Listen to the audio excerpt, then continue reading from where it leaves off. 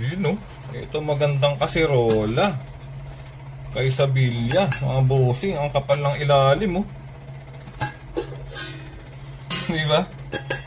Mga bossing ko. Stainless. Pang matagalan. Tapos ang ganda pa ng handle niya oh. Ano ba to? Stainless din. Pero may kulay no. Tapos meron pa siyang design dito oh. Tatlong line. Nakikita ba mga bossing? Kesa magganito anang kaserola, mura nga. Pero tingnan mo naman, may mga butas yan mga bossing. Yun o. Wala pa yata 1 taon nito, nabutas na.